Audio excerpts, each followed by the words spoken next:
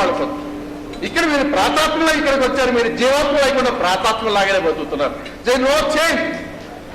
అరే తిరగబడేయండి అమ్మా, చిన్న ఓటర్ హక్కు. ప్రశ్నించండి, కనీసం మీరు వాడిని చంపక్కల నరకక్కల ప్రశ్నించి ఏమిటి వెలవా ఇది, ఏమిటి నువ్వు చేసే పని ఈ వ్యవస్థలో ఏమిటి అని అడగండి. ఏంటి నువ్వు చేసే పని నిలదీయండి, హెచ్చరించండి.